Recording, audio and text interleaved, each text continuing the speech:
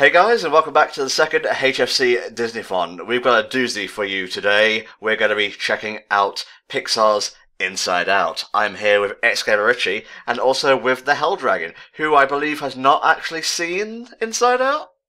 That is true. I have not actually seen this movie, so I'm kind of looking forward to this because I've heard very good things about it. Oh yeah, very well received was Inside Out, but let's not get ahead of ourselves here. For those of you syncing things up, you guys watching right now, all the information you'll need is in the video description. Just a quick note to those of you who actually sync commentary, etc.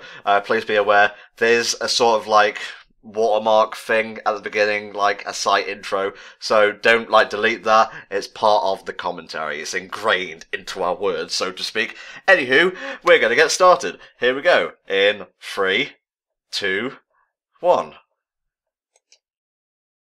I have actually been looking forward to doing this commentary, probably the most out of all of the second Disneyfon commentaries, because I first watched Inside Out on my birthday in 2015, and I gotta tell you, I was blown away. I cried at the end of it because it hit me that hard.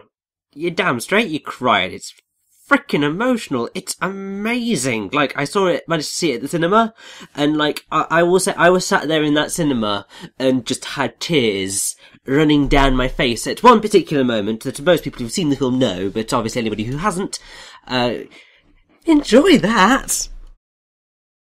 Well, unfortunately, I'm not much of a crier, I have to admit. But, like I said, I've heard really good things about this film. And, hey, maybe it'll be like the WALL-E thing, I saw WALL-E on a complete whim, and I freaking love that movie. So, hey, maybe Inside Out will repeat the process. It's kind of weird because in recent years, Pixar's kind of fallen by the wayside in terms of quality, and it's been Disney who's picked up the CGI film crown and kind of ran with it, so to speak. Indeed, yeah. I mean, there's stuff like, I forget whether The Good Dinosaur came out before or after this, but but that got kind of a lukewarm reaction, didn't it? Yes, it did. It didn't do, well, it bombed at the box office, I think.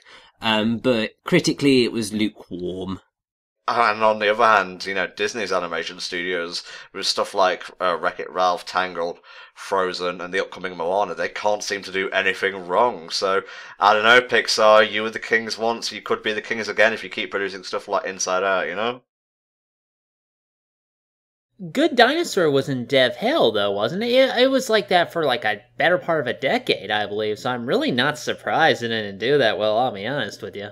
Yeah, I mean, from what I can gather, The Good Dinosaur mostly it's very pretty, but its plot is poor. Mm-hmm. And, you could have all the pretty visuals that you like. If your plot and characters aren't up to snuff, then you may as well have created a still image,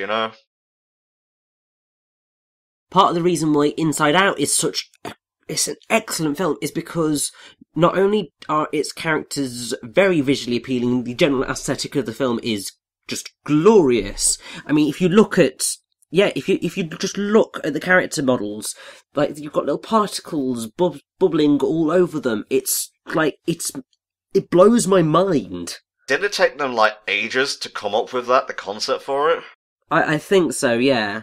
So it's got a wonderful visual style, it's got amazing actors in it, and the plot is maybe a bit simple, but considering it's dealing with really abstract concepts, and actually explains them in a very intellectual and mature way to kids, I am just in awe at how good and how intelligent this movie is.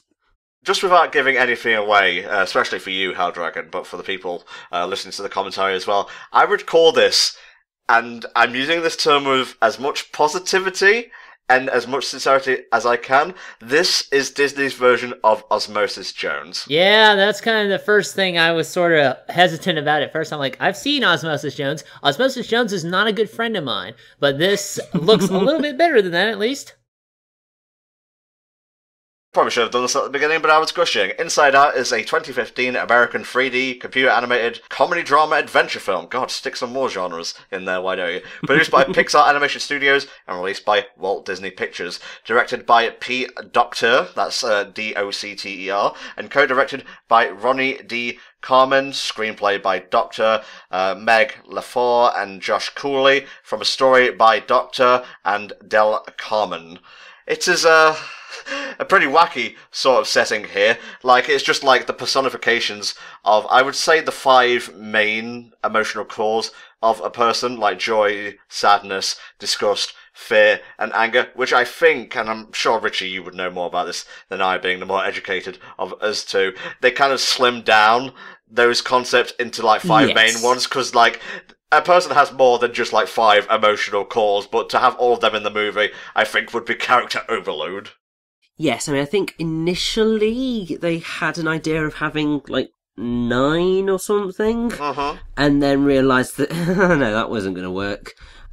So, yeah, they cropped it down to the 5 that we have here, and I think it works phenomenally well. Obviously, there is an element of oversimplification with things, but especially when you're creating a kids' film that's got to try and convey this really abstract idea in an intelligible way without being condescending. Yeah.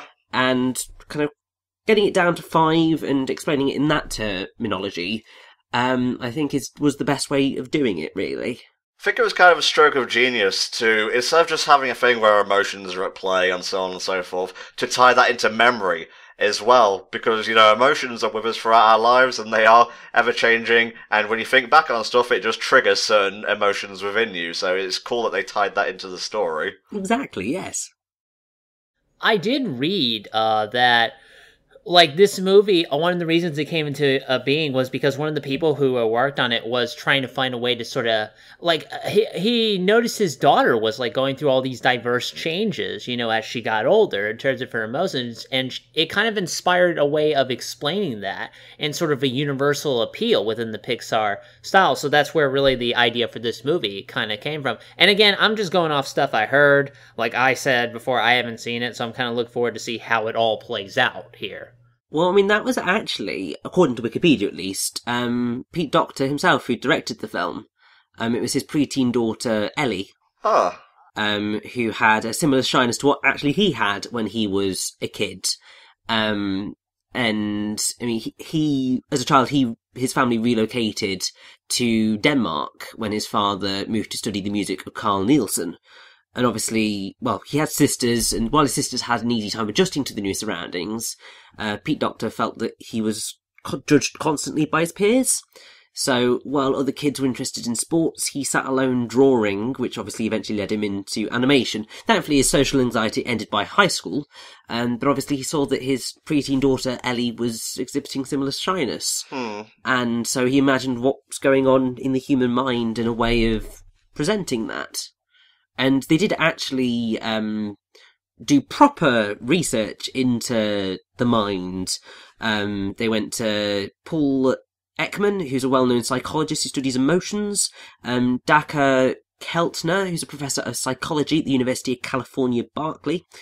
And so Ekman had in his career identified 6 core emotions: anger, fear, sadness, disgust, joy, and surprise. Yeah, surprise isn't really in the movie. I think they kind of put that into fear, didn't they? Yeah, I mean, it says here that Doctor found surprise and fear to be too similar. Yeah. So he just kind of smudged them together. Some of the other emotions considered apparently for the inclusion during the development process were schadenfreude. Hell yes! Love that term. I don't think they're ever going to do a sequel, but for maybe a short, like, revolving around maybe a different character or a character related to Riley. That's the girl who the emotions, like, call their home. Shall we say? I love that anger is reading a newspaper there. Like, for a plot point, I don't think you could have gone with a better one to, like, really display the emotional change in a child than moving to not only a different house, but to, like, a different state or city or something, because your mind's just got to be in, like, overdrive trying to process it all. Well, exactly, yes. I mean, also, because Riley is a preteen, so she is at that point in her life where Her hormones are all over the place, her emotions are all over the place, so it's a very difficult point in any child's life, because your mindset shifts because your experiences begin to change quite dramatically. The stuff that is expected of you changes, and it is the point where you start to become closer and closer to becoming an adult. Not a great place, but I guess it's a bit of a fixer-upper, so to speak. Yeah, that's what they always say. Also, is it really bad that I can never now hear the term fixer-upper and not think of Frozen? That song fucking sucked. Yeah, it's not the greatest song in the world. Sorry, my anger got control of me there, I apologise. One thing I do know about the emotions here is that anger is voiced by one of my favorite comedians, Lewis Black, and from what performances I have seen of him so far, based on clips and things like that, he's just... Lewis Black is fucking gold. I'm sorry. Like, he's like George Carlin if he remembered to tell jokes. And I know George Carlin is like... No, I know George Carlin has... Like, he was a very influential storyteller, and he did say a lot of things that need to be said, fair enough. But I never found him funny. Like, at all. Like, he forgot to tell jokes, I think. And Lewis Black is kind of that, but at the same time, you know, he has a very strong sense of, you know, distinct humor. So it's always a joy to hear him in anything. You know, just being Lewis Black. It's awesome. I guess we, like, at this point in time, should run down the voice cast. We have Amy Poehler as Joy. What, like, sitcom was she in? Parks and Recreation. That's the one. Is what she created that. And also, obviously, she was a major member of Saturday Night Live alongside Tina Fey. We have Phyllis Smith as Sadness. Not really sure what she's been in, but she does a great job in the movie. So she is best known for playing Phyllis Vance in the American version of The Office. Ah, okay. So there's like a lot of people from comedy backgrounds in this. Well, pretty much. I think pretty much all of the main cast are from comedy backgrounds. Yeah. So Lewis Black, as we mentioned, as Anger. Bill Hader as Fear. That name rings a bell, but I'm not really sure what he's been in. Bill Hader is also one of the Saturday Night Live alumni. He was a major part of that, but then he's also been in quite a lot of films. So You, Me and Dupree, Superbad, Forgetting Sarah Marshall, Tropic Thunder, Night at the Museum, Battle of the Smithsonian, Paul, Men in Black 3, Maggie's Plan, Cloudy with a Chance of Meatballs, and more. He's done a lot more since. He's also been in Monsters University and Finding Dory, actually. Okie doke. And as discussed, we have Mindy Kaling. I think it's Kaling, but yeah, and obviously she is basically the creator and star of the Mindy Project. Okay, but she has also appeared in the American version of The Office. Okay, well, I guess it's a good job that they got like comedians, because their job is to create scenarios that are funny, and that involves, like, you know, learning how to display emotions. Like, I'm kind of pulling like terminologies out my arse here, but I hope you get what I'm angling at. I mean, I do, yeah. I mean, I think they were sort of the natural choice for these roles because they are essentially they're caricatures. Yes, they have to play characters in skits and so on, so you have to learn how to channel your emotions properly, to be like sad when needed, to be like giddy when needed, to be angry when needed, in the case of Lewis Black, I guess. And yeah, it just really lends, like, I don't know, a sense of weight to the character's voice work. And as Riley Anderson, I guess the host for these emotions, we have Caitlin Diaz, who I think might be a newcomer to like voice acting and whatnot, because she doesn't seem to have her own Wikipedia page. I think so, yes. I'll just quickly run through the others. Diane Lane as Jill Anderson, Riley's mother. Kyle MacLachlan as Bill Anderson, Riley's father, and I guess we'll see the others when they pop up.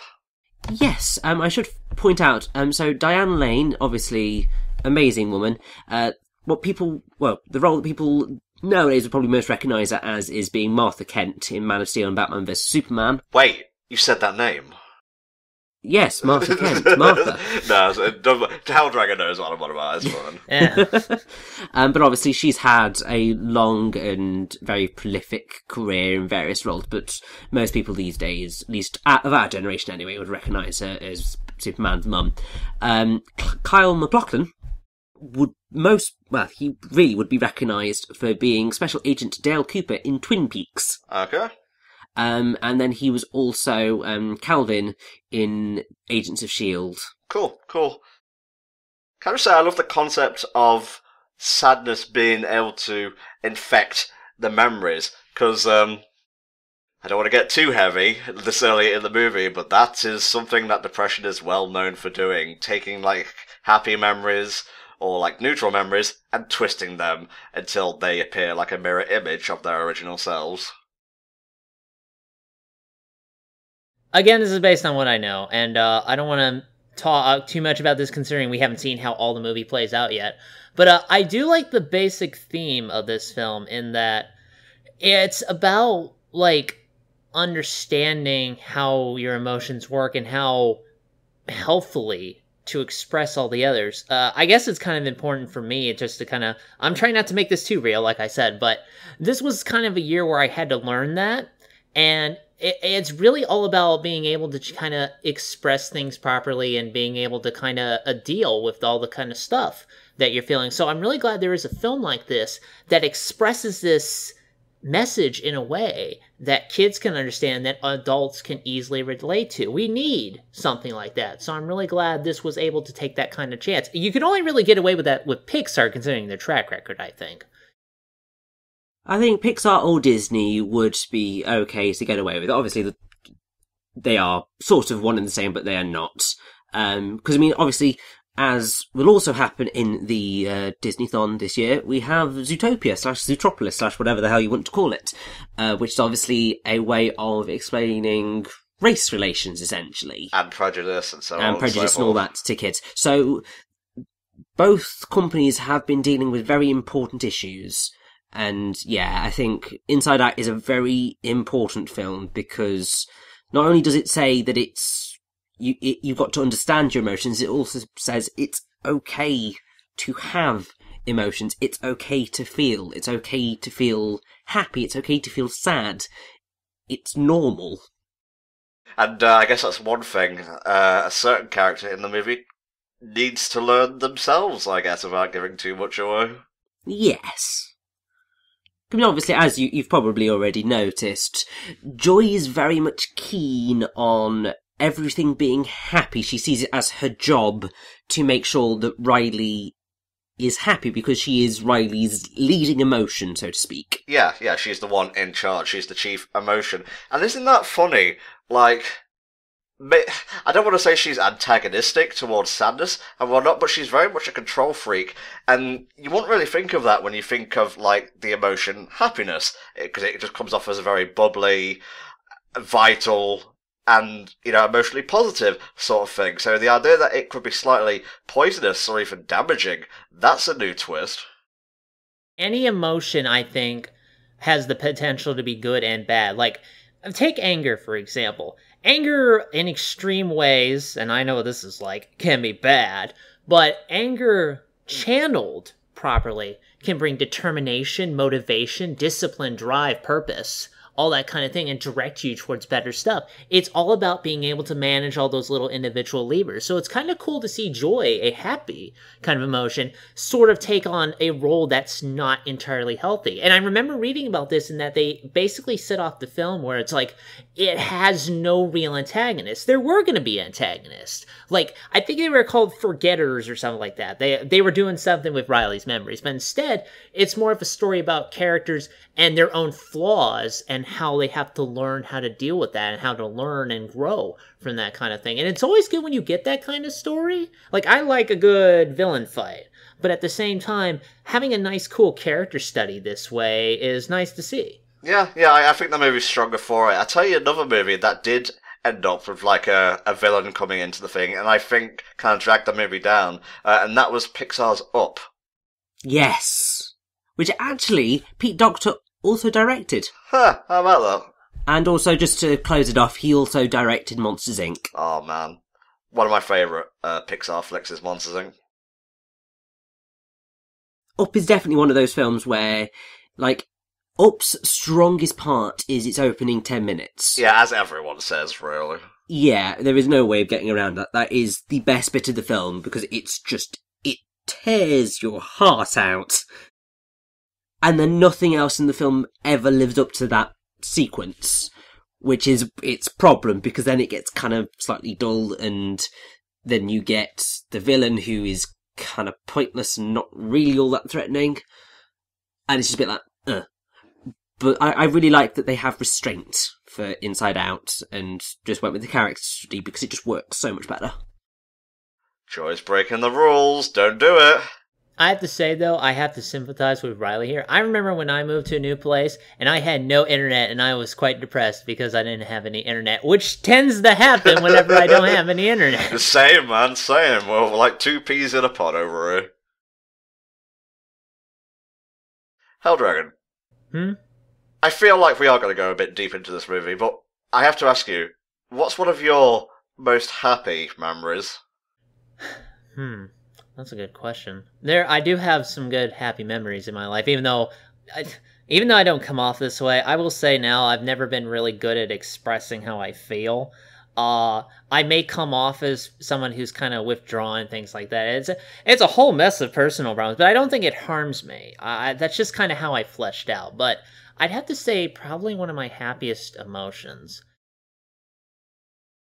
That's really hard. I would imagine probably... Oh, I know.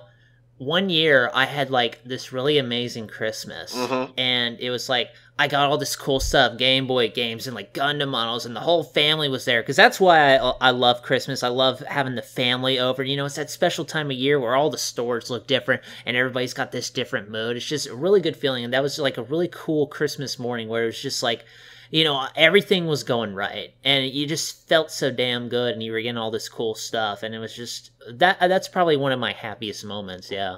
What about you, Rich?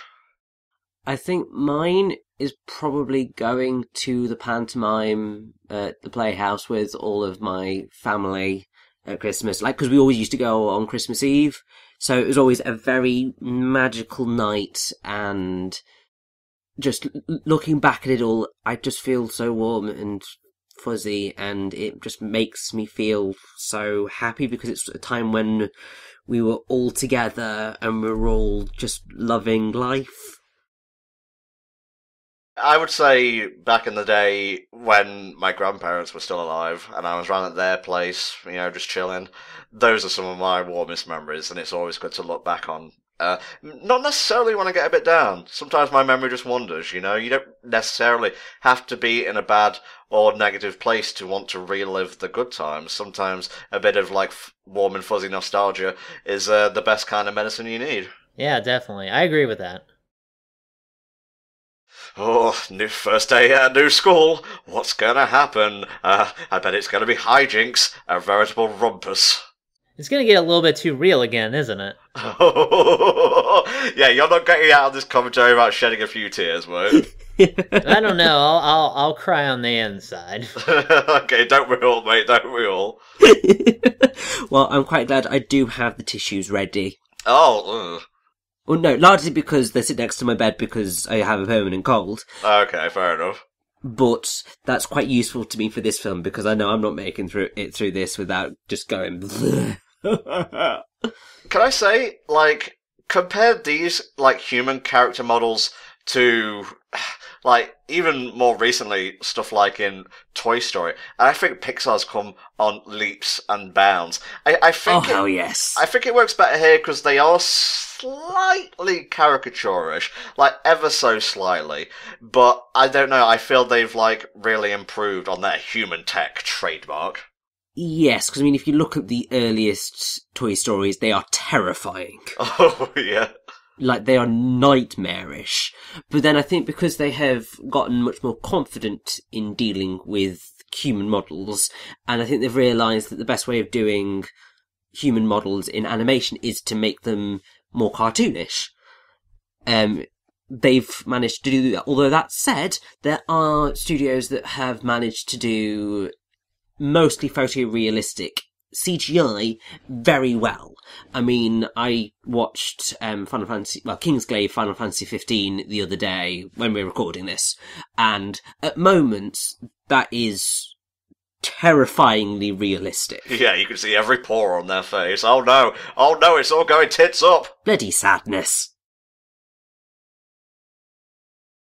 So is it like the whole? I'm guessing it's like she's like a moth or like some other thing that's attracted to those kind of lights. I just gotta fuck up everything. You don't understand, guys. Well, she's drawn to memories. I guess, like, certain emotions feel the need to inflict their own personality, for lack of a better term, onto stuff. And you see, this is what I'm talking about, like, sadness creeping in and affecting your memories, because Riley's memory of, like, playing hockey with her mum and dad is a positive one, but since she's moved, that memory is of another place where she's not at anymore. So in comes the wistful feelings, and if you let that simmer and you let that cook, it can eventually lead to pure, unadulterated sadness, you know?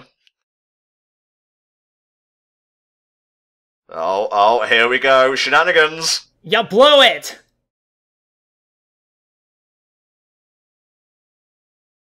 It's okay, Riley, just have a seat. We won't ask you to do show and tell anymore, it's fine. Well, to be fair, it was always terrible. I don't know where that tube leads, but it's not gonna be a good place. It's definitely not going to be a good place. Oh.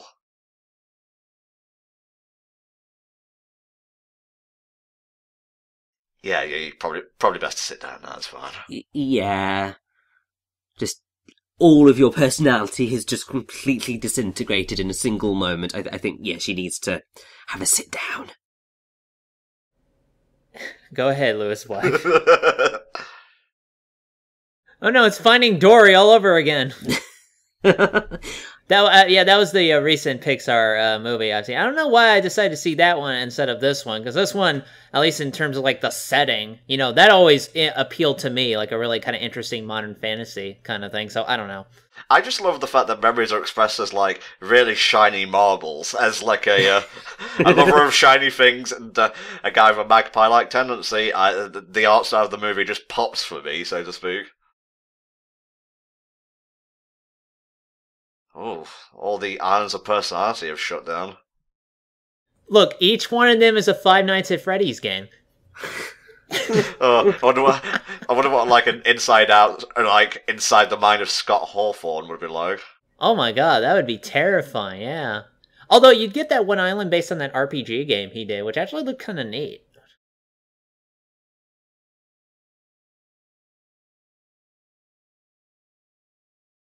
You can't do your job, Riley has to be happy 24/7, even though that goes against me. Sadness and negative emotion, maybe, question mark? You know, I have to say, like, already we're kind of hitting, like, a really serious thing. They're just, you know, they're expressing it in their Pixar Disney kind of way, but the fact is, like, at this point, Riley's basically had a personality shut down, and that's bad fucking news. That really is. I'm going to point out something now that you may not have noticed watching the film for the first time, but if you keep an eye on, like, the stuff Riley wears throughout the film, her shirt mostly, you notice the colours starting to get steadily and progressively more muted as the film goes on. Oh. That's a nice touch.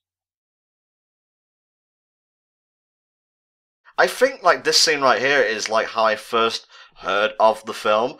Like, it was like, oh, you ever wonder what goes on inside someone's head? And it just kind of, like, cuts to, the inside of the mum's head or something, and has a little scene. Yeah, well, I mean, this was, I think, the first proper trailer that we had for Inside Out. It was this scene, because I think it is the scene that explains the concept of Inside Out the best. Mm-hmm. You'll notice that the mother's leading emotion is sadness. Read into that however you will. Kind of looks like The View. And also, all of the mother's emotions are female.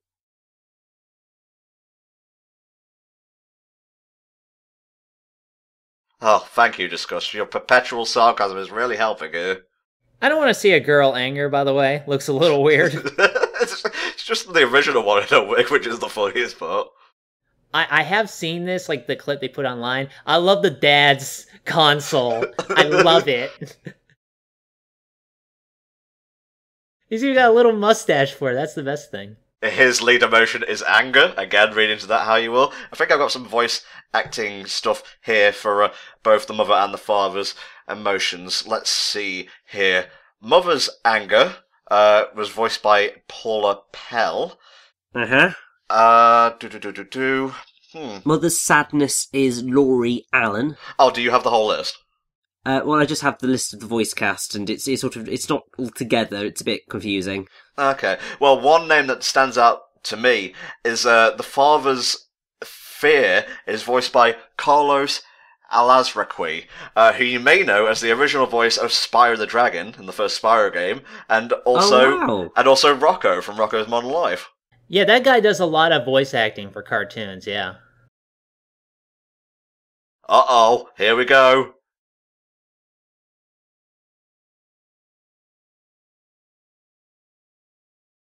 Oh, no, you don't fight with Louis Black, you're not gonna win.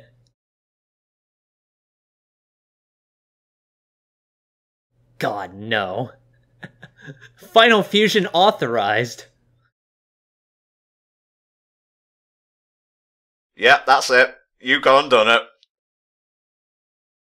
What happened to our little girl? Did we leave her back in town with unspecified name? It was, Minnesota. Okay. Turns out I have, no recollection of the movie whatsoever. Now I just feel a bit sad.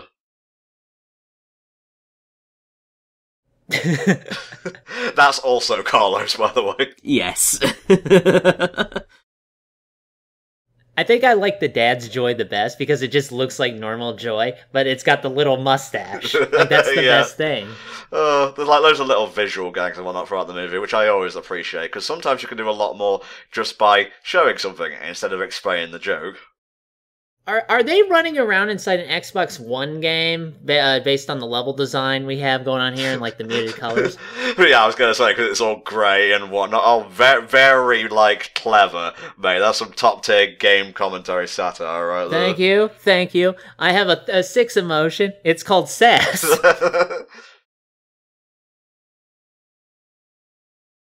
The awkward talk after the argument. I think we've all been there with our parents. Yeah, and this is especially bad for me because Riley's dad looks a ton like my dad, and my dad and I do not have a good relationship. Oh, okay. To lighten the mood ever so slightly, the father's anger is actually voiced by Pete Docter, who obviously directed the film. Nice. Oh, that's neat. So there are actually quite a few of the film's creators who are involved in the voice acting, and it's easy just to look at the credits because it's all there. And, does the, I'm gonna assume later on, we haven't met this person yet, but, John Ratzenberger, the Pixar Good Luck Charm, I assume he also shows up as a role in this film? Oh, yes, he does. He's on there. I'm looking at that name and I'm thinking I don't recognise that character, but there are many small characters in this film. Many. I think I know who that is. You'll probably recognise him when he crops up. The OST for this movie is spectacular, and sometimes it's very understated, but that only adds to, the emotional, stuff going on in the scene. Thank you, I am not very good with English. It's, composed by Michael Giacchino, or Giacchino, I don't know how to pronounce his surname. It's lovely. He's also done the soundtracks for Mission Impossible 3, The Incredibles. Nice. That is a godly soundtrack. The Star Trek Into Darkness, Ratatouille, Up, Super 8, Cars 2, 50/50, John Carter, Dawn of the Planet of the Apes, Jurassic World, Inside Out, Zootopia, and The Muppets Wizard of Oz. Nice. Oh, wait, no, so not every nice. movie, alright. Muppets Wizard of Oz fucking sucks. It's awful. Well, they can't all have hits. So, yeah. And, he also did the soundtrack for Tomorrowland, which I love.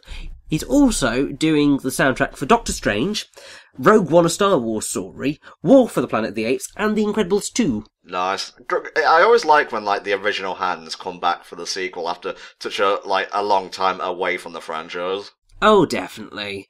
I mean, the one thing that I will say is, I like Inside Out's soundtrack. It's lovely, but there's only one song that sort of sticks with you, and that's Joy's theme. Mm-hmm.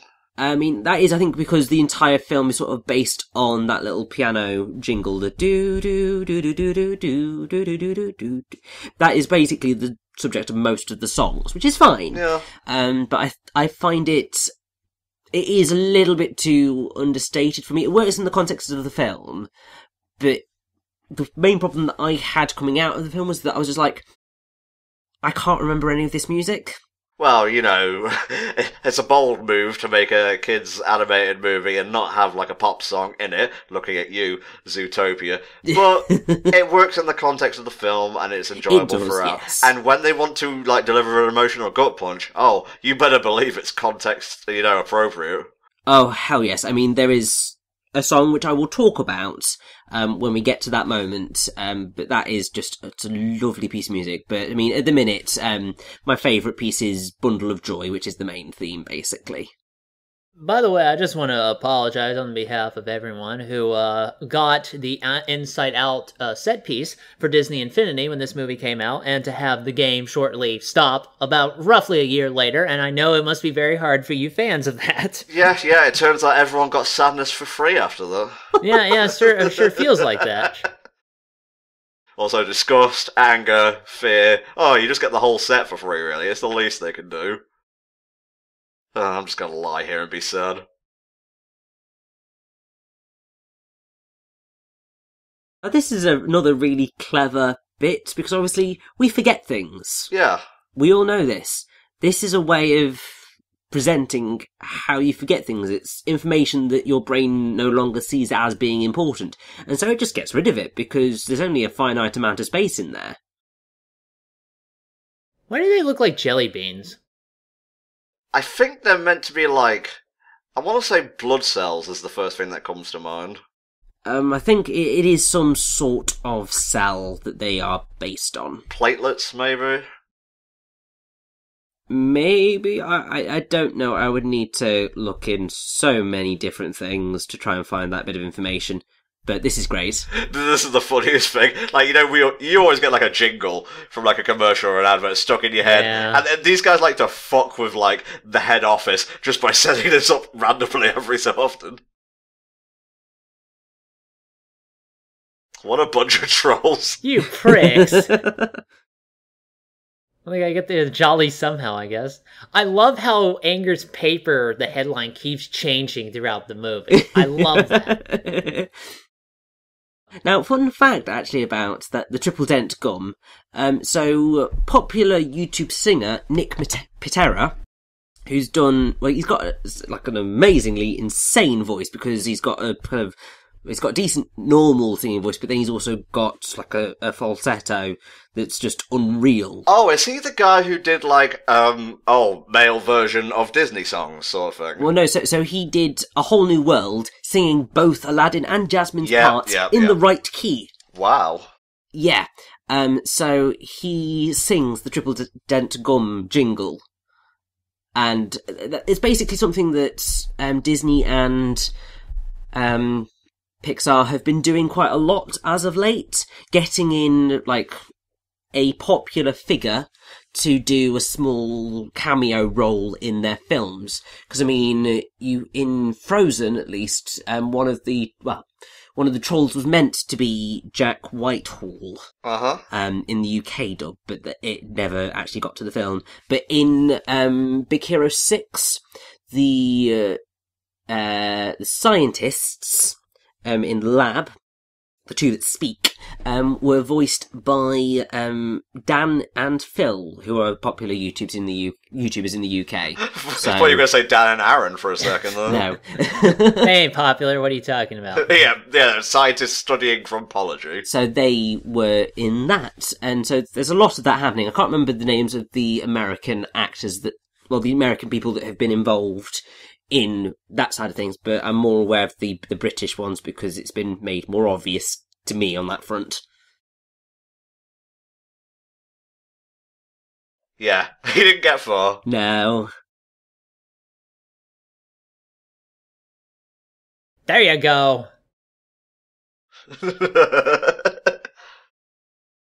Oh, I love Bing Bong. Bing Bong's pretty great. He actually, he appeared in the movie before this. Did any of you catch it? I did. Hell Dragon? Oh, no, I wasn't looking for him, I admit. Well, that is the most fair point one could make, I guess. No, Riley, as a child, was drawing him on the wall and singing his theme song. Oh, that I remember, yes. I actually remember that bit.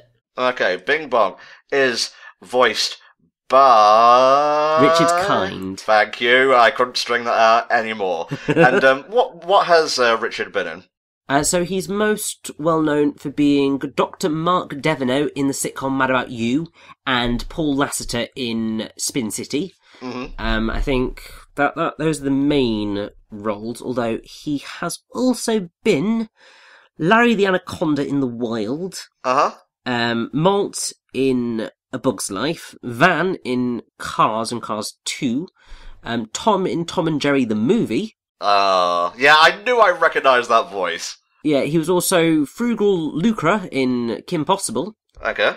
He guest starred in The Penguins of Madagascar, which I think is a TV series, as Roger the Alligator.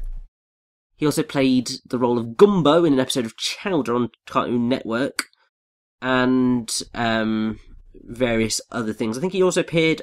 He had a recurring role in Scrubs as Harvey Korman, the annoying hypochondriac. Okay. And then he's also apparently in Gotham, I think. Personally, I love it when I see Bing Bong because I know it's that special time of year when McDonald's always brings back that milkshake I like. You know, it's only available for a limited time. Oh, funny. Here's an actual kind of comedic reference for you. Do you know who this guy reminds me of, Eldragon? Who? Well, if I were to say that's the person who reminds me of comes from a cartoon based on Cartoon Network, would that ring any bells? Cartoon based on Cartoon Network. That I actually really don't know. Kusala Goopa Goop from Dexter's Laboratory. Oh, I haven't seen Dexter's Lab, so I can't really tell you. Well, shit. Yeah, he was an imaginary friend in that, and whenever I see Bing Bong, that's just what springs to my mind first and foremost. Well, that's totally fair. I love how they bring all these kind of like abstract ideas and whatnot, and like personifying them. Like you have the train of thought, you have the thought workers who are like getting rid of like dead memories, I guess. And hold on to your britches, Eldragon, because we're about to see some real abstract shit. Yeah, I'm ready for it. We are literally going to see abstract thought presented on screen. Well, that just kind of defeats the point of the word abstract, isn't it? But yeah, I think this is the point where I was just like, you know what, this is actually a really intelligent film. Because it had already been really intelligent anyway, because obviously we've been working our way through long-term memory. That's what all of those memory things are. They are long-term memory, and that's a clever way of presenting it. Well, if you look at the holes, like, from above, it kind of resembles the pattern of a brain. Well, exactly, yes. Which is even more just like, oh my god, the attention to detail in this film is bonkers. See, she's wearing black now. I don't think she can get any darker than that, really. It's like, how much more black could this be? And the answer is none. None more black. There's still a bit of red. Obviously, she's wearing red shoes, so she's not quite all the way gone yet. But most of, like, her personality facets are slowly, like, breaking down. Man, this makes me remember that period I had in, what was it, high school, I think? I don't even remember. Middle school, high school, where I always wore, like, this black sweater for, like, the longest time. I don't even know what got into me in that period, I assume, because I was, some fucking twit kid. And actually, what was funny is that at one point, I was called down to, like, another room, and it turns out, without my knowledge, and nobody had asked me about this, somebody had actually voted me for an entry in that year's yearbook as the most likely to succeed. And I sat there and I'm like, pardon? Pardon? Because my picture did not turn out very well as a result of that damn black sweater, so... How'd you think about this shit, Eldragon? I have never heard of this before. I don't even know what the fuck is going on. It's abstract thought. Well, I do like how they try to animate Oh, it turns out your 3D meter ran out. Okay, it's like Super Paper Mario. Yeah. Oh, quickly get out before you literally become nothing. What is this, Bohemian Rhapsody? Jeez. Because, losing a few memories here and there, that's fine. But if your, like, emotions die, you're going to be a very, very disturbed individual. Uh-huh.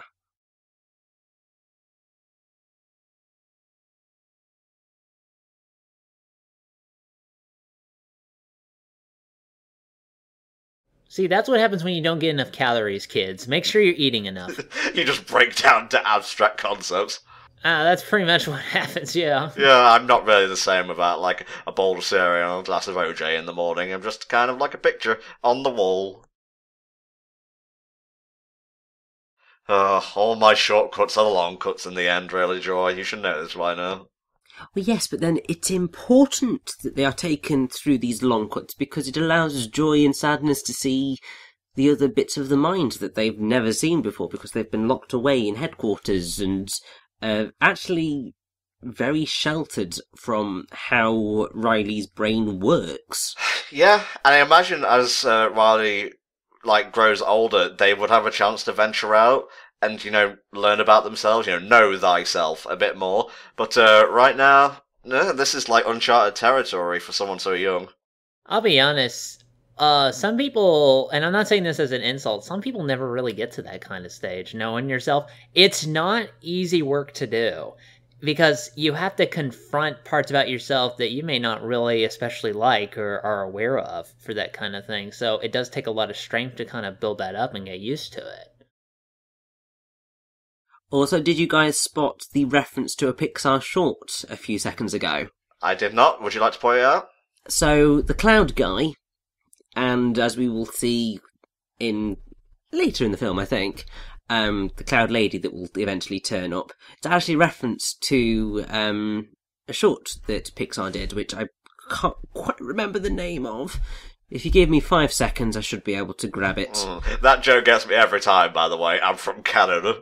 I just like that reference back there to the floor is made of lava, in the whole Imagination Land. Yeah, I know you're a big fan of that. So the short was called Partly Cloudy. Okay. And it was released alongside Up, actually. So that was a reference to that short, and that was quite lovely. And speaking of shorts, do you want me to bring up the short that accompanied Inside Out? Please do, because I haven't actually seen it. So it was called Lava, and it's basically a song about a volcano that is lonely and it wants to find someone to love. Aww. And so it sings out to the world to give him someone to love, and it's all to do with that. It's lovely. Well, Pixar are good at, taking these abstract concepts and, making them make sense. Yeah, I mean, I don't think it was hugely well received because, I think someone said that the storytelling was lazily and that there was no character growth or arc and no story. It's just things happening on screen, and it is basically just a small little song. But it is kind of adorable, and also, it's so punny because it's just like, I love you. And it's a love story between volcanoes, which is just like, aww. Man, what must it feel like to not even care about your favourite thing in the world anymore? Well, to be fair, when you get depressed, that can happen. Obviously, I only realised really that I was struggling with depression only earlier this year, actually. And it was because I realised, actually, I'm not enjoying the things I'm doing quite so much as I used to. And it was that realisation of, oh my god, something is up. Something can be done. And the worst thing about that is, it's like, sometimes you try and make excuses like, oh, am I just simply growing out of this? But I went through the same thing, and eventually you do have to come to terms with the fact that, no, there's something kind of eating away at my mind and robbing me of, potentially happy moments and whatnot by enjoying the things that I like. So you have to make sure it's addressed. You can't let that kind of stuff build up, and I've had that problem myself, especially this year. A lot of new changes and things like that for me in particular. It made me kind of realize that you kind of need an outlet for that kind of thing. And lots of people have different ways to express that. Like for me, in particular, I like using You know, those good old self-talk visualization practices. I'm very kind of nerd. Some people meditate, some people express it through their art, or like they just talking to someone in particular really helps me, you know, sometimes get off my chest. So it's important to find that avenue you have to kind of get that out, because if it builds up, this shit's gonna happen. Your islands are gonna blow up and you're fucking up everything. I won't read too much into this, but I think HFC was that for me. You know, just being able to hang out with a group of like-minded individuals and, you know, discuss the things that I love.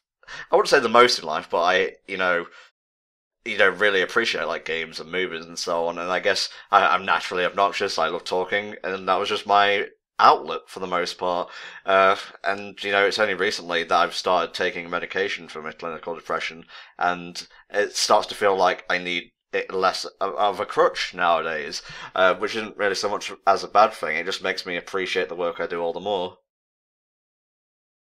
And this right here, this is a very powerful message. You'll notice that nothing Joy could do could make Bing Bong feel better. It wasn't until sadness came and gave him like a shoulder to cry on that he was able to move past that dark stage, because sometimes you do need to, maybe not so much cry, but just allow yourself to work through the emotions, because the worst thing you can do is blocking it out. And in fact, there's an episode of Steven Universe which addresses this kind of thing called Mindful Education, wherein the main character is going through some bad shit. I won't spoil it for you, but instead of like admitting that he had perhaps caused some of this bad shit or was a major factor in it, and just trying to forget that he had hurt people and so on and so forth, he just like put it away. But you just have to face it, allow that catharsis to set in, and move on. And also, it's all about empathy at the end of the day. Empathy allows you to understand other people's emotions and also your own. And it's a very important thing to learn how to do. Like, I've always been kind of a big fan of psychology, like, ever since I took it for a year in my ever so successful college run, but less said about that, the better. Maybe that was, like, a subconscious thing, like my mind's way of telling me that you needed to find a way to understand what was going on with you. And that's a little bit pretentious, but who knows, really. The mind works in mysterious ways. Well, we all kind of take that same journey, you know, at different stages in our life. You know, we all kind of reach the same conclusions, I find. Sometimes it just takes us a bit longer to get along certain routes. Like, for me, like with me, you know, I wasn't able to kind of understand exactly why I was failing certain things, but then I realized, you know, eventually what other people may have realized was that, oh, that's fucking thing again. I'm having a serious moment here, Anger, but... Like, you know, eventually I was able to kind of realize the same thing everybody else realized, but I kind of took a different path to get to that. And that's true of everybody. So I would say not to really kind of feel bad if you're, you know, trying your best, but you can't quite get there yet. Eventually you'll work your way through, I find. Oh, and of course the train of thought doesn't run while Riley's asleep, so they've got a bit of a pit stop here.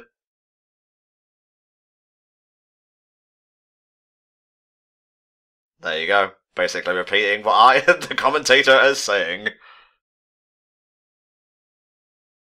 Now, obviously, because everything's quite a bit darker now, you get to see more of that lovely sparkle, shimmery effect. It's amazing, man. I know. I've actually found the bit on Wikipedia that explains about that, actually. Go for it. In envisaging how the mind's interior would be... that first one is amazing. I'm falling for a very long time into a pit. Yeah, Dream Studios is glorious. Go for it, mate. But basically, Ralph Eggleston, the film's production designer, explained that... So they wanted to concentrate on the word electrochemical. It meant thinking of things as energy or energy-based and excitable. So each emotion has a glowing, effervescent quality to them, particularly joy, which was difficult to animate as it could be viewed as distracting. I think the quote given by Doctor is, Pete Docter is, "The characters are created with this energy because we're trying to represent what emotions would look like. They are made up of particles that actually move. Instead of being skin and solid, it is a massive collection of energy." The team actually worked for 8 months on Joy's sparkly aura and were prepared to delete it, as it would affect the film's budget. However, John Lasseter requested that it be applied for each emotion, because you could hear the core technical staff just hitting the ground and the budget falling through the roof because of it. Yeah. But I think it's something that really does affect the film positively, because it really does give the feeling that these are beings of energy. Yeah. And it works so damn well, and it makes the film look absolutely beautiful. There's a shot that's going to come up later in the film when that lovely song comes up as well, and just oh my god, it's glorious. It's a Wallace and Gromit film. What a fantastic line delivery. I do like how Fear basically has to watch dreams because, obviously it results in, nightmares and things like that. And he's so bored by now because he has seen them all 100 million times. I always thought that was a really great fact. Well, I mean, I think the other thing is, so part of it is that they have to have night duty, basically. So each of the emotions at some point should watch the dreams. But obviously, tonight it's Fear's shift. And he has seen it so many times that, yeah. We didn't order a doggo. What's going on here? To be fair, I always think dreams turn out this way. I never really agreed with the fact when a fictional character has a dream and it's a logical and consistent progression of events, because dreams are never, ever, ever like that. At least for me, I noticed. Maybe other people have them more orderly, but it's always this random jumble of shit that doesn't make sense. I've actually been kind of interested in doing, what was it? What's it called? Lucid dreaming, where you can actually kind of control what goes on. I haven't been able to do that yet, but I always thought that was a really, really cool field that I'd like to get more into someday.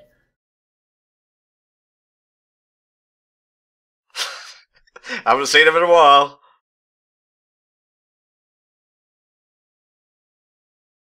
So which memory is this going to be? Just bewilderment? She just wakes up, No, I don't know how to process this. This is the first one going at the bin, honestly. Oh god, they took him down! It's because he's pink, isn't it? Jesus.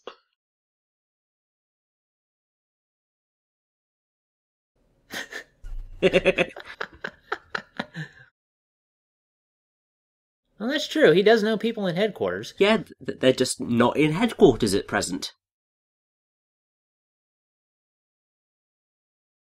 Well, they drug him down there to shoot him or something. Just took him to the subconscious where he's gonna rot for the rest of time. No trial, no nothing, just fuck you, get into the subconscious. Now, okay, I'm pretty sure this is the level from Doom. Come on, I played this in the recent game.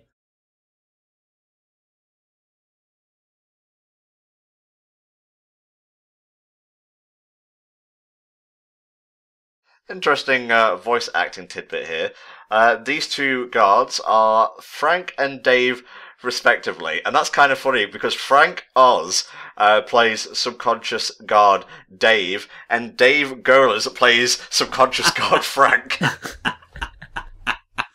Oh, that's brilliant. Good old Frank Oz.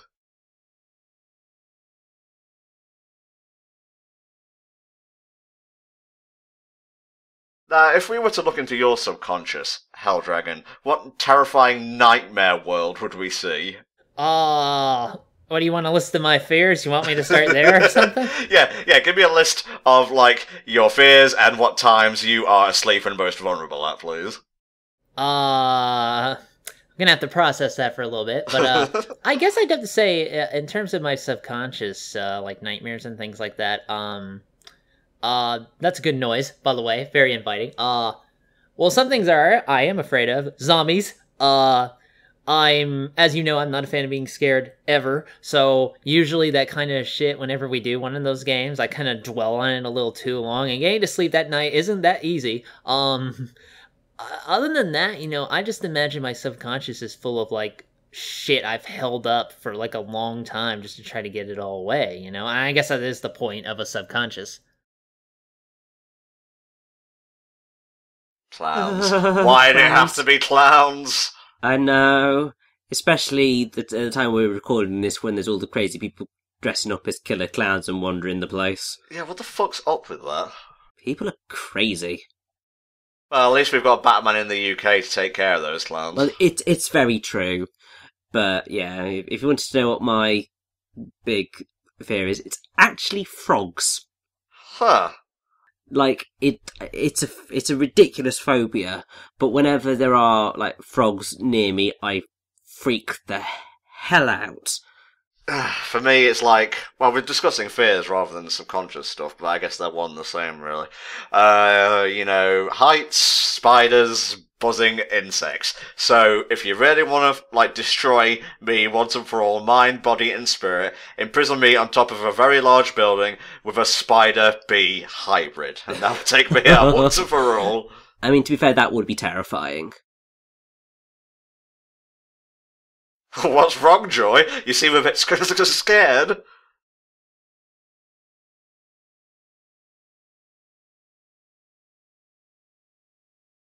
Da da da da da da da. I love this platinum boss fight. It's great. Rules of nature. She's run away. No, this is Shao the Colossus in subconscious form, is what this is. Yeah, that's true. Or Psychonauts, if we're gonna go with that. Oh, it's out. It's loose.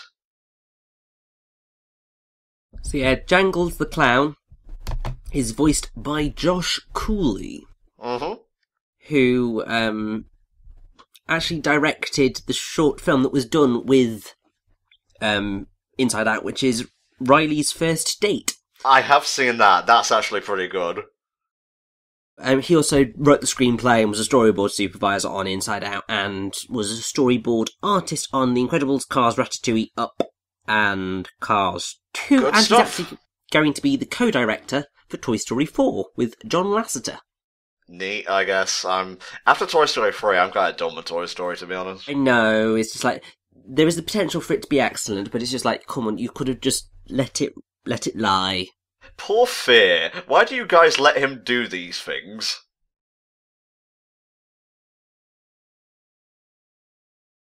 Oh, I guess Joy really was the one in charge, because these three schmucks can't seem to do anything right now.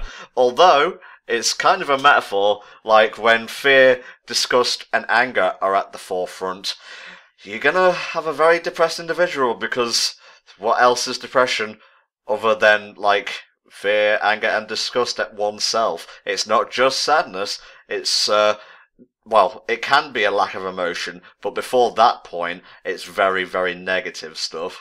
But the thing is that, as we said earlier on, fear, anger, and disgust are not necessarily inherently negative emotions. They are complex. They have negative elements and they have positive elements.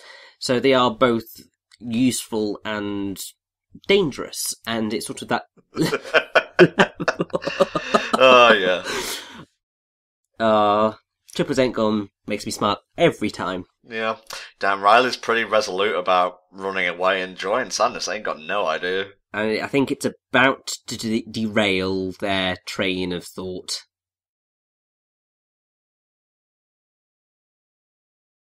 Aw, Sadness is so cute when she smiles, and even when she doesn't smile. That's the lesson. Good night. What's important is that they're not like you were mentioning, they're complex. They're not singular, emotions based on what they are. I mean, that's their predominant attitude. And, everybody has that kind of thing. But there's all those little layers underneath that kind of colors who people are. And, when you really kind of get into that, you can see how people are built. And that's kind of fascinating, in my opinion. A lesser movie probably would have, expressed depression as, what was it? You said the Forgetters were like a concept for a villain or something, Hildregan? Yeah, they were kind of toying with that kind of idea. And yeah, if they were to do it bad, they would just it'd be like a separate entity, they'd have to work with or shit like that. But I much prefer how it's more of a natural disaster in this sense, where when everything stops working in harmony, much like nature around us. Let's get all Captain Planet up in here. But I believe that's a way better idea to represent what exactly Riley is going through, as opposed to just creating, again, a separate character or a villain or something like that, just a target. Well, I guess another idea would be to have Sadness warp into depression, but again, that's a bit too on the nose, so I'm glad it's a nice buddy movie where Sadness and Joy have to learn to get along, because what else is life other than a conflict of those two emotions, am I right?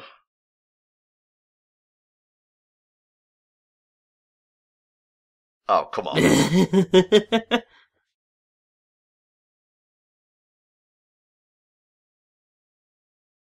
Oh, goodbye, vaguely Greek place. No, Kratos loved going there.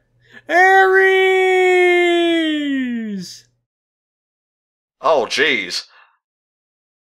Her train of thought was literally derailed. Well, it's not a plane of thought.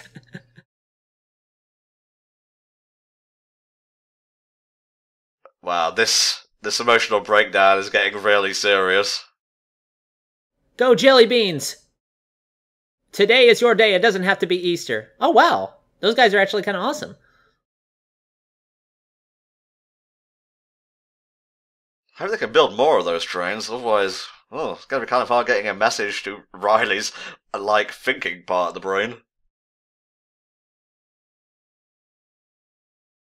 Wow, rumors travel fast around here. Well, I mean, to be fair, they've been seeing all of Riley's memories, whereas Joy and Sadness have been running around trying to get back and not really focusing on what's actually going on. You'll notice Fear was displaying cowardice back there, or maybe he was just being the voice of reason, really, because we have those primal emotions, like, when you touch fire, you'll notice that it hurts, and your brain will tell you not to fucking do that again, you goddamn idiot.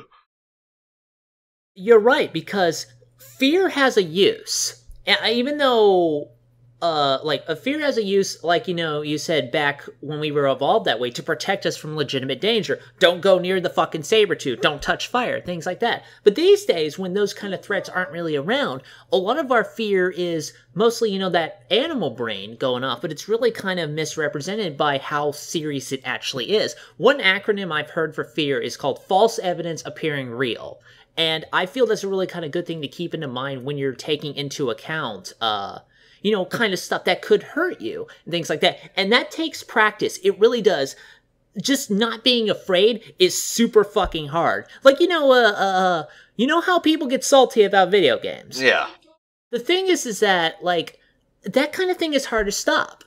Because emotions are such a knee-jerk, punch-right-now reaction. It takes a lot of practice and control to just go, okay, this is not as bad as my emotions are painting it to be, so we'll just back up and things like that. It takes work. Oh, Joy, no! We believed in you! I know, and this is a really stupid idea.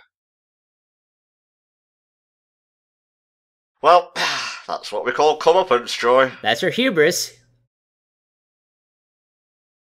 Oh no!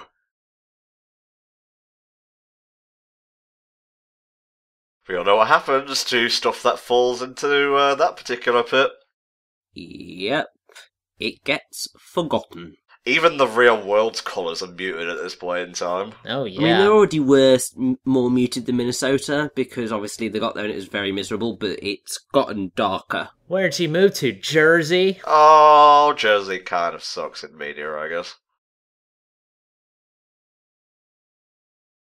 But yeah, this entire sequence is, I would say, it's the emotional highlight of this entire film. It's spectacular. I would partially agree. There's one other scene that tops it for me. Yeah. But at least inside Riley's mind, yes, this is the pinnacle. Yeah.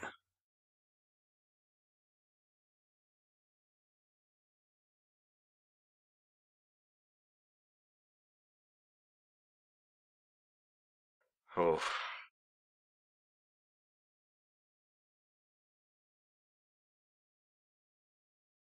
Gotta check out the core memory, Joy.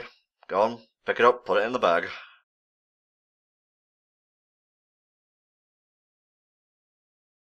Warning, Helldragon, feels are approaching. I'm ready for it.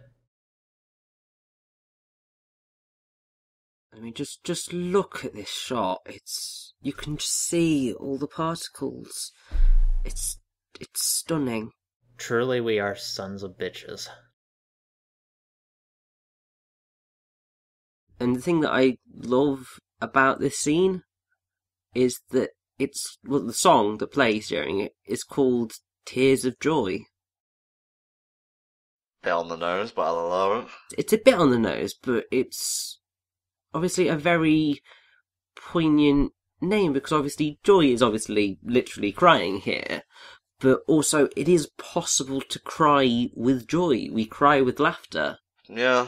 So it's that whole... I mean, the whole point of this particular sequence is Joy understanding that emotions are more complex than just the stereotype. Yeah, this is kind of a personal thing, but I've had moments, like during particularly bad spells, where I've looked back on my good memories, and I honestly just started bawling because I felt like I would never feel that happy again. And it was just like a mixture of like disgust and anger at myself that I had seemingly allowed myself to become that way. And it wasn't the case, but my mind just wasn't wired correctly at the time to be able to process it, like, emotionally correctly and healthily. I mean, it is just, yeah, the mind does really weird things sometimes, and you can't always help it from happening.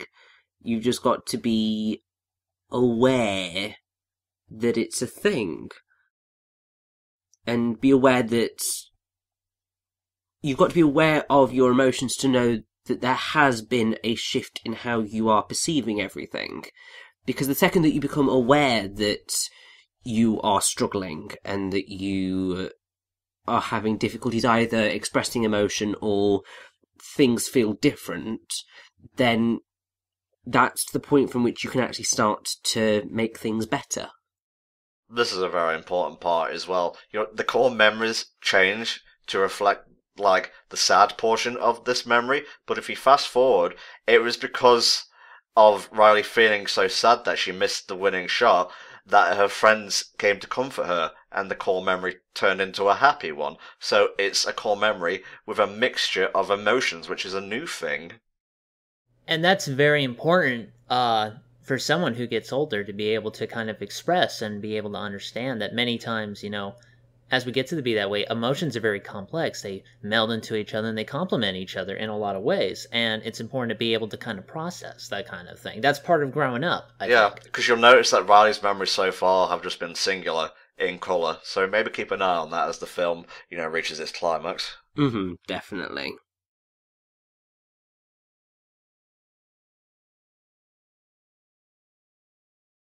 Listen carefully. Because his thingamadoodah, his vehicle, powered by happy songs and such, was chucked down here. The Rainbow Flyer.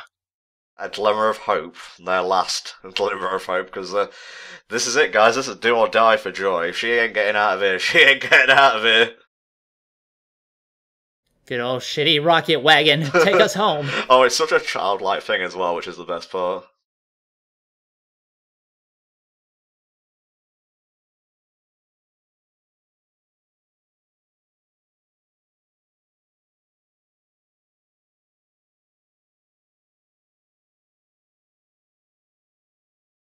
Not quite, losing steam already, and back down we go.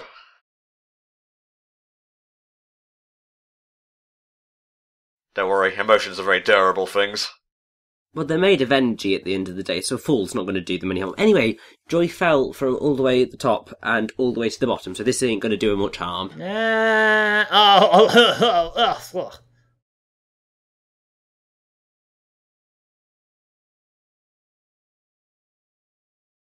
Oh, I needed that arm. Yeah, surprisingly, people with two arms can get a lot more work done. Oh, Richie. Yeah. I'm feeling it. Yeah. Oh. The tears are already present. Oh, son of a bitch.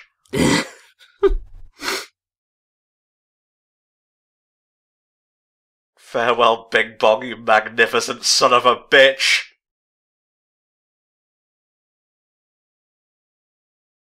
And she just makes it. Oh, that was close.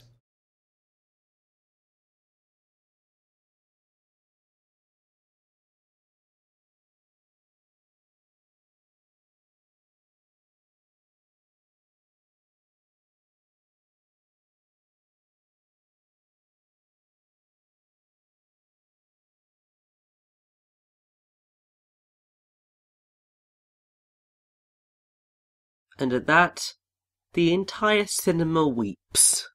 For a fucking candy floss elephant dolphin, no less. I know, it's ridiculous, but like I remember sitting in the cinema and just tears just streaming. I was just like, for God's sake, you made me feel emotions. You made me feel, cry. you son of a bitch! It's like, you made me cry over a cotton candy elephant that cries sweets, that cries like a dolphin, just... If you look closer at that scene, you'll notice Bing Bong becoming more and more despondent until he finally, realises we're not going to make it out of here. Or we're both not going to make it out of here anyway, so if anyone's going to, disappear, it might as well be me. He died as he lived, imaginary? I don't know where that sentence was going, actually, but what's important is that despite the what he looks like on the outside, Bing Bong was a hero, and he will be remembered. Except he won't, because he disintegrated, and that's harsh, so I apologize. Yeah, Bing Bong's not brought up again, like, throughout the rest of the movie. Maybe Joy, one night when there wasn't much going on, in Riley's mind, told the other emotions about him, but, it kind of makes Joy seem kind of heartless, like, in the moment when she instantly forgot to carry out Bing Bong's last will and testament. Yeah, but it's an interesting idea, one that has actually been done before, oddly enough, in a video game, which is Kingdom Hearts 358 over 2 days. Mm-hmm. Oh, let's just poison this even further. I know, it wasn't necessarily done amazingly well there, but, I always found the end of that game very emotional, because it is the fact of a character getting completely erased from memory, and it's just like, it's so tragic and heartbreaking, and especially when it's a character that you form some form of connection with. Fries cannot stop me!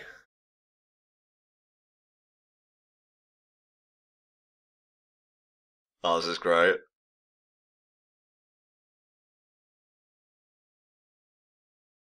Yeah! I think we've actually missed John Ratzenberger. I believe he was the guy in charge of the machine that brought out Riley's boyfriend, so to speak. Possibly, anyway. I kind of forget where he is, like, in the movie, but that's on me, I know guess. he's a character called Fritz. But... Oh, I know who he is. He appears right at the end. Don't worry, we haven't missed him. Actually... Oh, no, yes, he does. He turns up right at the end. You are right. So that's what happens when the Heartless take over your mind. And since we're talking about Kingdom Hearts, yes or no for Inside Out Helldragon? I would like it, but for some reason they don't put Pixar movies in it for some fucking reason. I don't know. You missed out with The Incredibles. I don't give a fuck about Big Hero 6, but that's just me. Sacrilege. Well, Big Hero 6 isn't Pixar, but then again, that reinforces your point, so... I would be so down for an Inside Out world in Kingdom Hearts. It's probably not going to turn up in Kingdom Hearts 3, but future Kingdom Hearts games, hell yes! Well, it's just like, I mentioned earlier about them, in a lesser movie, making depression and whatnot an actual tangible character. I guess the Heartless could be that character in that sense.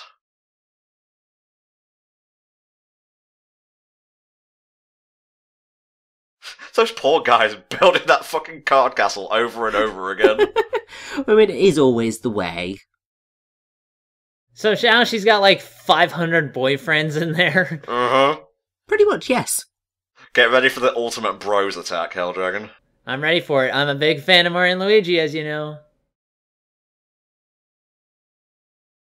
It's Multi-Man from the, what was it? The Impossibles. Impossibles, yeah. I would die for Riley? I don't. Yep, joy's a positive emotion. Use that. Take it to its natural conclusion. Here we go. Wolverines! And so they died for Riley. Well, they did say they would die for Riley, so they've done their job. Wah wah. Why'd you say that like an hour ago?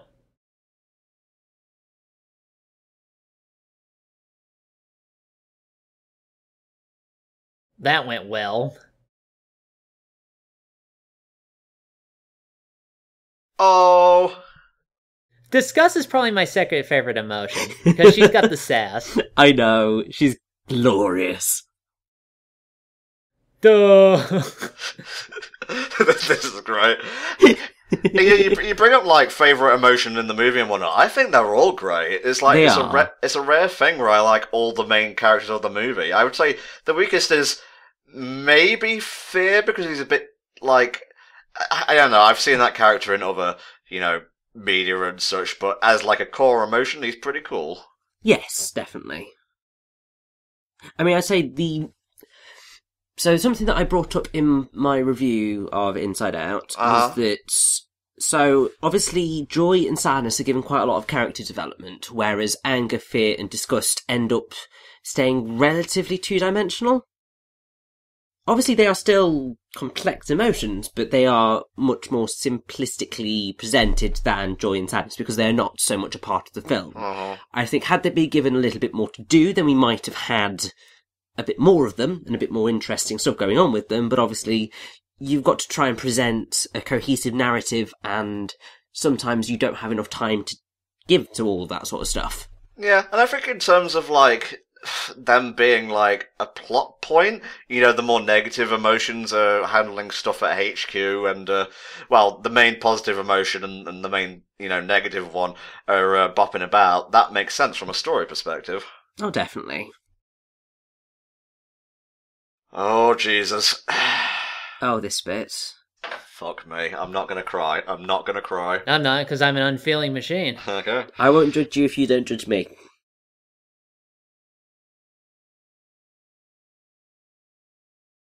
Sadness, you must take the Dragon Balls and wish for a happy end. I don't think Shenron can grant that wish. Beyond his power right now. Maybe if you talk to the Shenron from Namek, he may be able to help you. That's Paronga, you pleb. Oh, whatever the fuck his name is, I don't care. Riley has to feel sadness. She's been blocking it out all this time, refusing to feel it. Feeling abandoned, even though her friends haven't really abandoned her. They just, aren't able to hang out as often. So Riley has to make new friends, but having a child process that is going to take a bit longer than it would for an adult, The saddest cookie. All these memories from, like, the old home, yeah, they were happy, but they're associated, like I mentioned earlier in the commentary, with a place where Riley doesn't live anymore. So, of course, you're going to feel sad. That's, loss and whatnot, for lack of a better word. Exactly.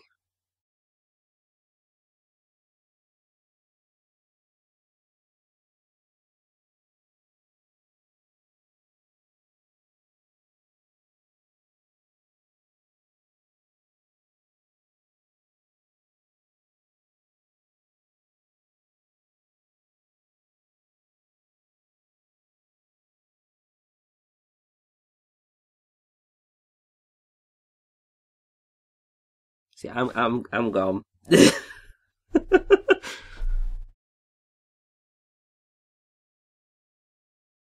I don't think the parents meant for her to turn out like this, but in trying to make the best of a bad situation, the movers haven't brought their stuff and so on and so forth. They kind of forgot that their kid is still just a kid, It's not about failure, it's about learning from your mistakes. And really, this has all been a learning process for them all, I think. Well, exactly, because something that obviously Riley hasn't necessarily understood is that they are all going through emotional turmoil and upheaval as well. Yeah. Because her father's obviously stressing about his new job, about trying to get everything sorted, nothing's going right. Her mother's obviously worried about her husband and obviously Riley, because Riley's going through something that she can't quite see, but she knows something's wrong.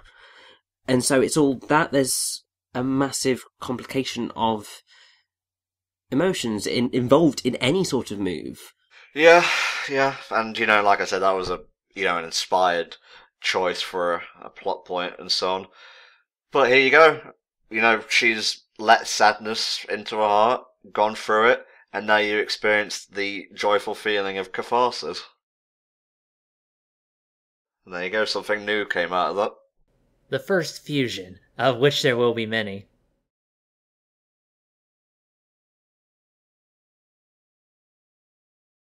Oh, yes, restore the islands, do it! And that's why you put the Master Emerald back, everybody.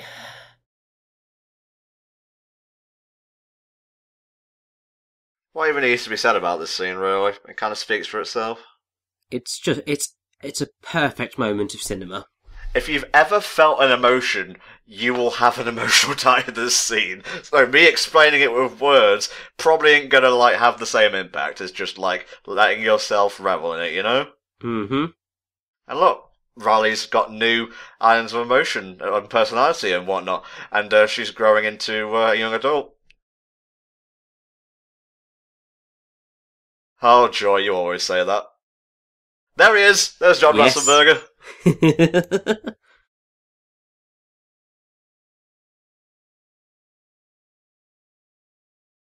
Oh no.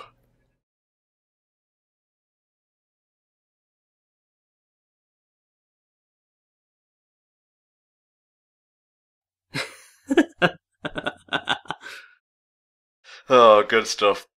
Okay, guys, we are coming to the end of the movie here, so Helldragon, I'm going to go to you first. How have you enjoyed your journey through Inside Out? How would you rate it in terms of other Pixar movies, and just as a movie in and of itself? I really liked it. I can definitely see why everybody is such a fan of this film. It tackles a really great issue in a really great way. The characters are all memorable and relatable, and it definitely speaks to everyone, I think. And, I'm not sure if it's my favorite Pixar film. That'll probably be WALL-E, I'll be honest with you. But this film is definitely up there high, I think, in terms of how I rate it and my likability, things like that. So yeah, I really enjoyed this movie, actually, and I'm glad I got to see it. I like how this dude's main emotion is fear. That's so true. He turns up in, was it Riley's first date? Indeed he does. Yeah, that shot is brilliant, by the way, especially the ending. Richie, what about you, mate? Inside Out. I love this film. It's fantastic, and more than that, it's important because it's very intelligent about presenting the idea of emotions and thought and depression, and it presents it in a way that is intelligible even to a very young audience, and that is one of the most important things that needs to be here at this point in time, because so many kids getting brought up without knowing emotion, and it's glorious, and it had to happen, and I'm in love with it. Yeah, I'm going to talk through the credits a little bit. Well, you should, because really there is the stinger. Well, it's not a stinger, but just this section of the credits is just one of the most hilarious things I have ever seen. It made me smile so much. Okay, Inside Out came out at a time for me where I was probably slowly starting to come out of depression on my own without medication, but I think it was just that final push that I needed. And Richie called the movie important. I feel that's a word that is all too often, misattributed, or however you say it, to things that are certainly, worthwhile learning about, but maybe not as important as people seem to think they are. But in this case, it was important for me because it teaches kids a valuable lesson.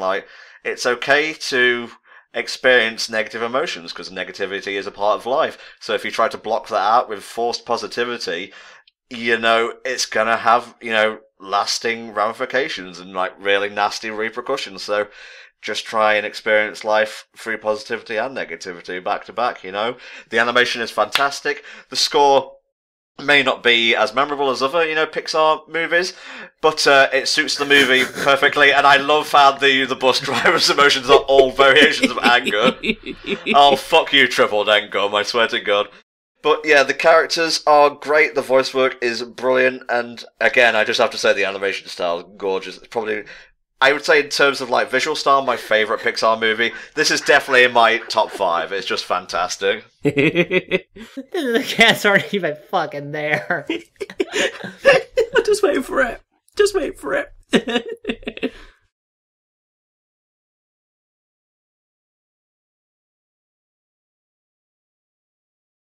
Oh, That would explain why they do that. indeed, yeah. Okay, guys, this has been Inside Out. We hope you've enjoyed our commentary, and we'll see you tomorrow for another one in the second HFC Disney Fun. Goodbye for now.